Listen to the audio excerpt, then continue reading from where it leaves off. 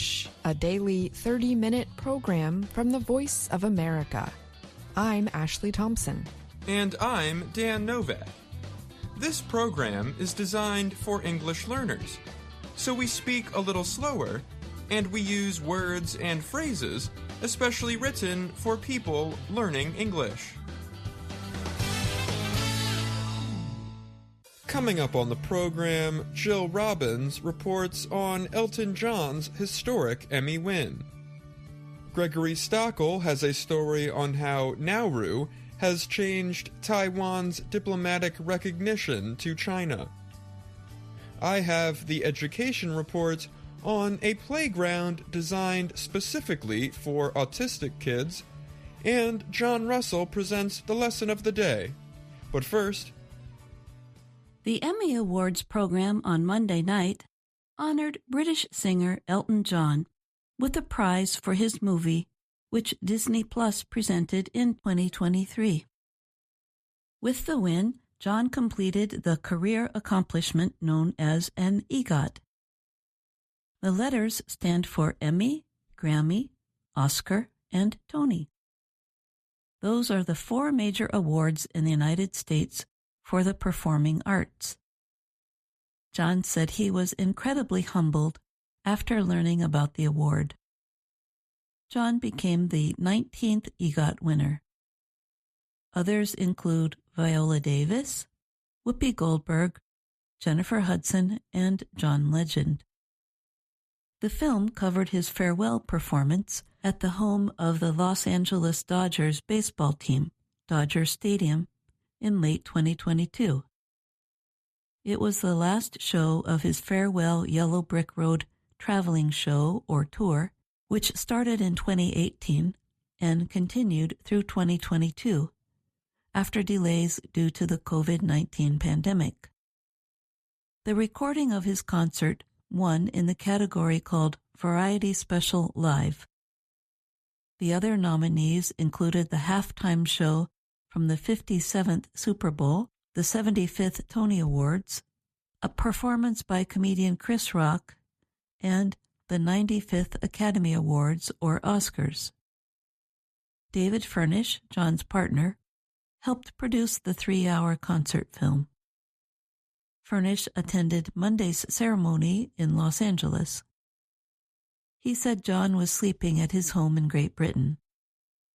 Furnish said he used a video call app to tell John the news.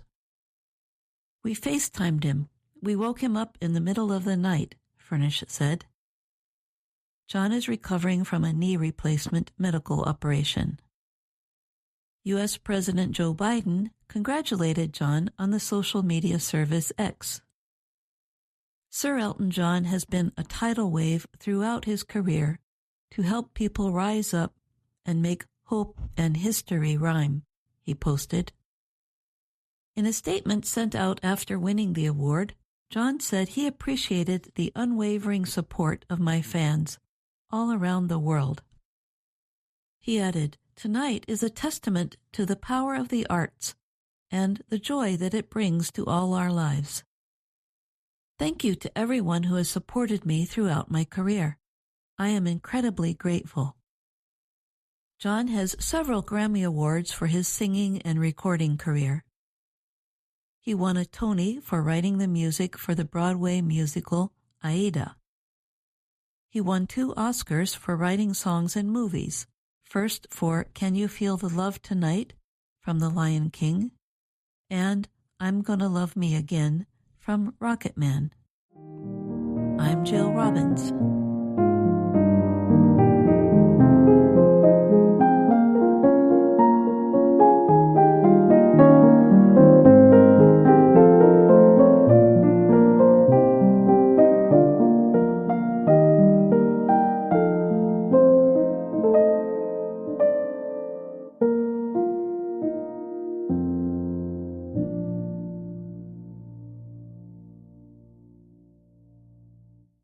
The Pacific Island nation of Nauru says it is changing its diplomatic recognition from Taiwan to China.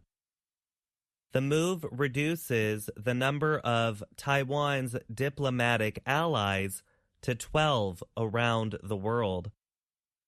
Nauru's government announced the change this week, confirming it would re-establish diplomatic ties with China. China claims self-governing Taiwan as its territory. So countries must choose whether to establish diplomatic relations with China or Taiwan. China has been pushing nations in recent years to cut diplomatic ties with Taiwan and recognize China. Chinese officials often try to persuade nations with promises of development aid. This policy change is a significant first step in moving forward with Nauru's development, the government statement said. China welcomed Nauru's announcement. Nauru said it would move to a One China policy. The One China policy recognizes that Taiwan is part of China and accepts Beijing as the seat of government for China. This differs from America's One China policy, which recognizes Beijing as the seat of China's government, but does not take a position on which country rules Taiwan. The policy change was seen as a setback to Taiwan after it was announced just 2 days after the island held democratic elections. The winner of those elections, President-elect Lai Ching-te, is set to take office in May. He has been described by China as a separatist. China has said Taiwan must come under the control of mainland China at some point. Chinese forces have repeatedly held military exercises around the island in recent years to show the government's will and military strength. Lai's Democratic Progressive Party supports keeping Taiwan independent from China. Taiwanese Deputy Foreign Minister Tian Sheng-kwang accused China of purposefully timing the news to the recent election. China's intention is to attack the democracy and freedom that the Taiwanese people are proud of, Tian told a news briefing. 2 retired U.S. officials praised Taiwan's democratic process in recent meetings with President Tsai Ing-wen and other leaders. The Biden administration asked the former officials to visit privately since the U.S. does not have official diplomatic ties with Taiwan. Taiwan now has official diplomatic ties with 11 countries and the Vatican, the seat of the Catholic Church. 7 of the nations are in Latin America and the Caribbean, 3 are in the Pacific Islands, and 1 is in Africa. I'm Gregory Stockel.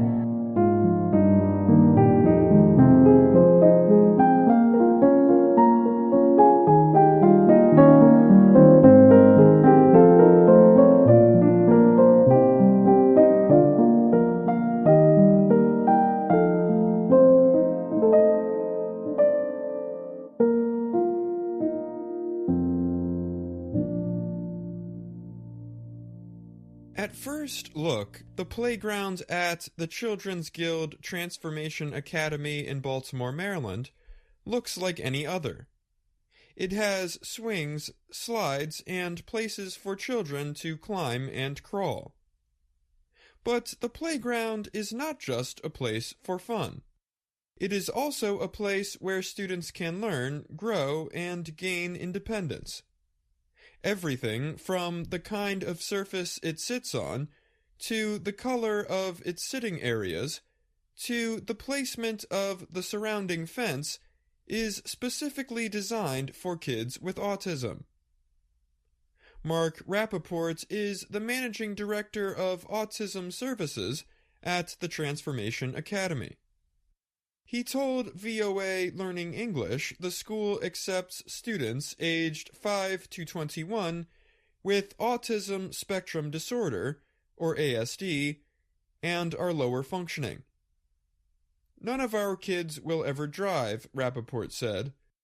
None of our kids will ever live fully independently. None of our kids graduate high school. Rappaport said the goal of Transformation Academy is to make the students as independent as possible in an effort to help them prepare for adult life. The school aims to provide help with developing communication and social skills, as well as practical abilities like cleaning or cooking.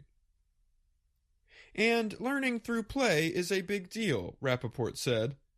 The classroom is great, but it's things like play that's at the heart of the mission, which is building independence and getting them to be able to go into the adult world. The playground, designed by Maryland company Sparks at Play, using structures manufactured by Landscape Structures Incorporated, took months to develop, said Dan Hack. He works for Sparks at Play and helped lead the playground's design. Hack said he and others spent weeks getting to know the students and understanding their needs before any building was started. The design process involved physical therapists, occupational therapists, and other specialists. The $500,000 project was funded with support from the state of Maryland and the nonprofit Orikawa Foundation. Parts of the playground that seem small are very important for children with autism and other disabilities. The surrounding fence extends into a wooded area to make it seem more open. And the ground under the play areas is made of soft but solid materials to support students using wheelchairs or crutches. Instead of just one slide, there are two sitting side by side. That way, parents or teachers with older, larger students can go down the slide together with the kids. A spinning structure called the We Go Round has a place for kids with wheelchairs so they can also have fun. The playground's designers say a number of sensory elements are also included to help the students. Children with autism often have sensory processing disorder, which makes them very sensitive to certain sounds or textures. The benches on the outside of the playground look simple from far away, but are one of our most inclusive sensory elements, Hack said. They have many different colors that bring about feelings of calm and curiosity. They are also made with smooth material that can be felt and moved. The Academy's Rappaport said if a child starts to feel uneasy, they can sit down and feel the bench, which can help them relax. There are also musical bells and large xylophones that produce calming sounds. An enclosed structure provides a place of peace and quiet if a student needs a break from play. One of the most important designs, says Rappaport, is a tower that can spray water on multiple children. This can be an important way for older children with autism to get over their fears of water, which for them can be overstimulating. Imagine you have a child that won't take a shower, Rappaport said. Now we can have kids go outside and they're standing under a sprayer and they're loving it. Why? Because they're watching other kids do it. Like the shower, much of the equipment is designed to persuade students to interact with each other even though they might usually like playing alone. A swing set is designed to permit two kids to swing at the same time, for example. Celia Gallion's daughter, Deborah, is a 14-year-old who attends Transformation Academy. Deborah has a condition called tuberous sclerosis, which causes seizures, and which brought on her autism at a young age. Deborah is a very sweet child, Gallion said. She likes playing. She loves hugs. She's very affectionate, and she likes to be loud. And so being outside is great. Gallion said it has been 4 or 5 years since she has taken her daughter to a playground. She had resisted taking Deborah because other kids could be mean, and she felt like many playgrounds were not safe. But Gallion said the new playground at Transformation Academy permits children to feel like they have a little bit of freedom. They can play without having to necessarily have somebody standing right over them to make sure that they're safe. It's really, really great for them. Rappaport said the school plans to open up the playground for everyone in the autism community, even if they do not attend Transformation Academy. Sparks at Play's Hack said he thinks the playground can help autistic children of all ages develop their independence as they move into adulthood.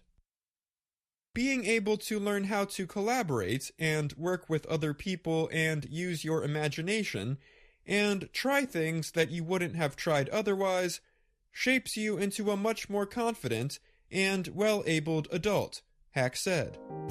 I'm Dan Novak.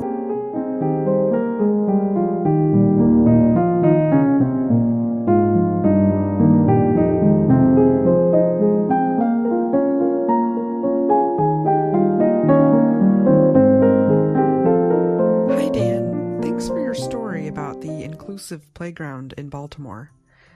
I had a couple more questions for you about the story.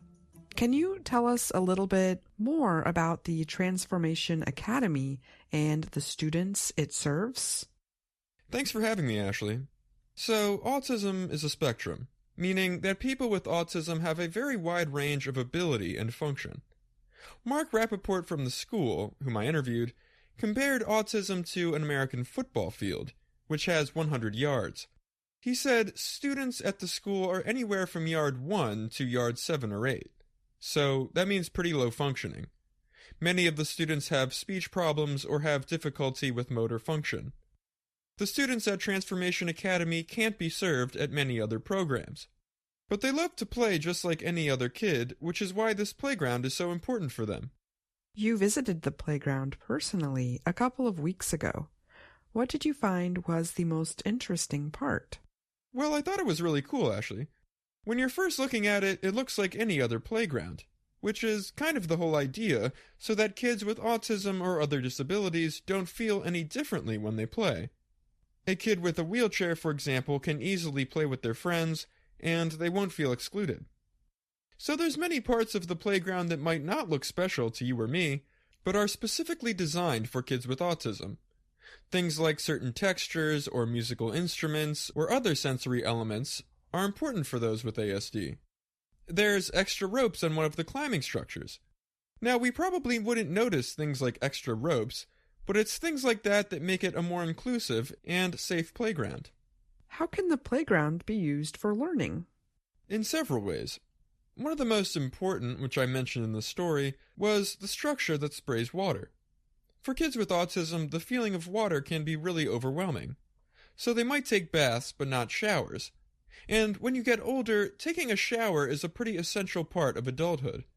So getting used to being sprayed with water in a safe and fun environment can actually be really important in learning to be more comfortable with water. Well, thanks for this report, and thanks so much for answering my questions today. You're welcome, Ashley. In this next report, Brian Lynn tells us about new rules on artificial intelligence use in British and Welsh courts. We learn that AI methods may now be used to support some court duties, but may not be used for case research. Pay careful attention to the word biased. We will talk more about it after the report. Judges in Britain and Wales have been given permission to use artificial intelligence, AI, tools to help them write legal opinions.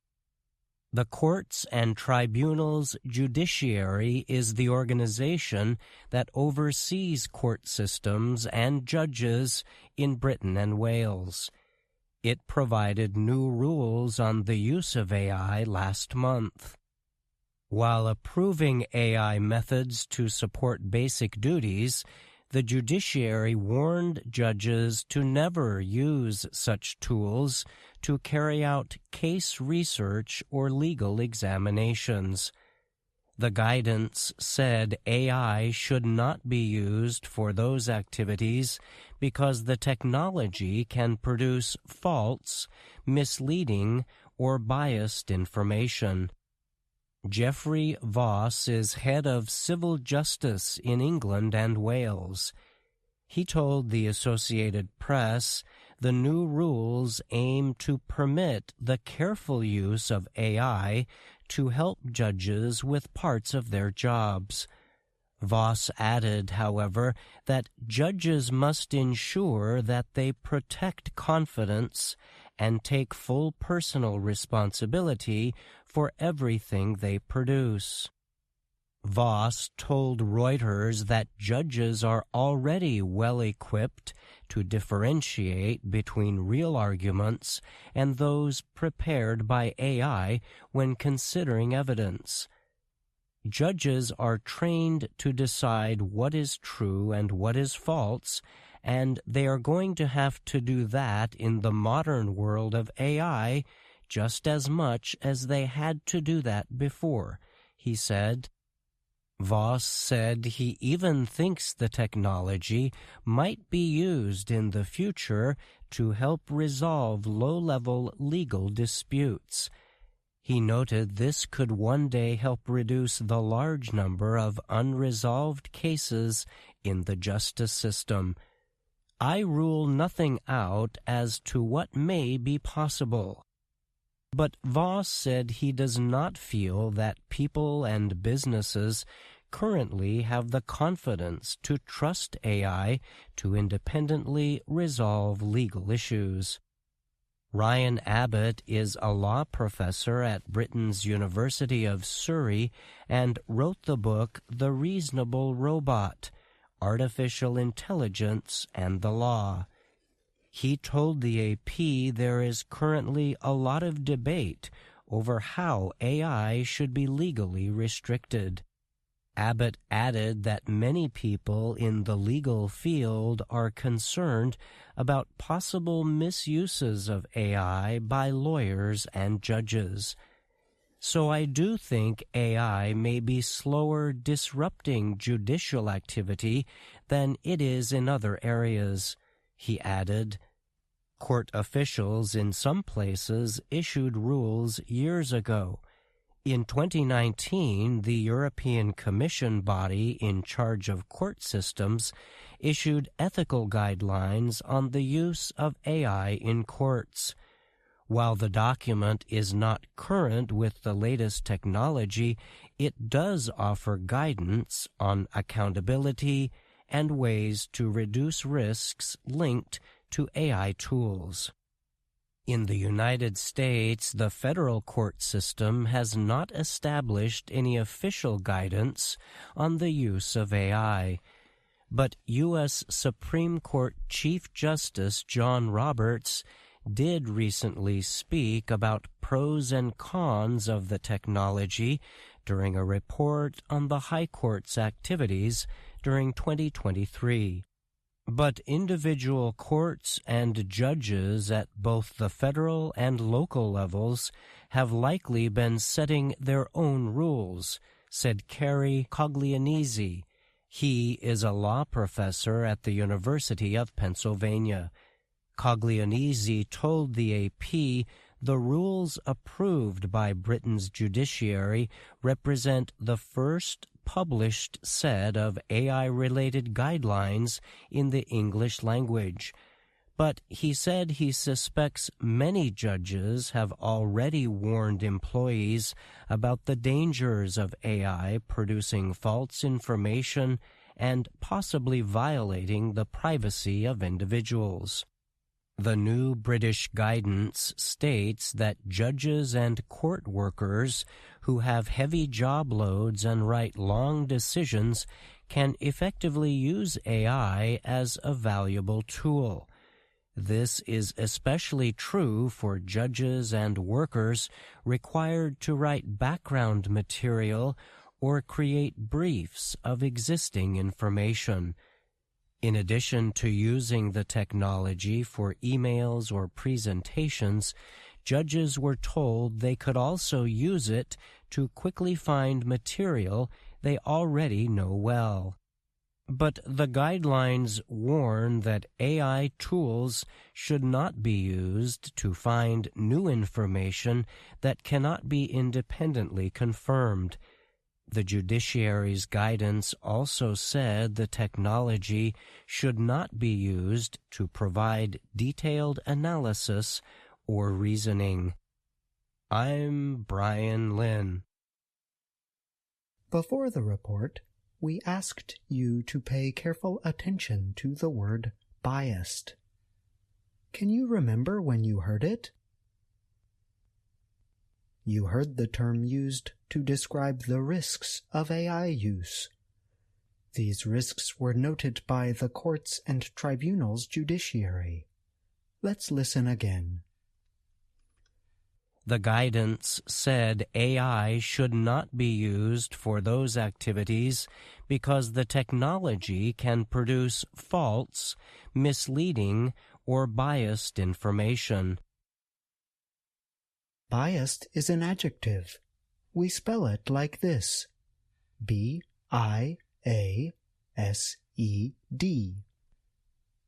Biased describes an unfair representation. So if we say that information is biased, we mean that there is something unfair about it. The information favors someone or something. An exploration of the history of biased can help us understand the word on a deeper level. Biased likely comes from the verb bias. The online etymology dictionary tells us that in the 1520s, bias meant an oblique or diagonal line.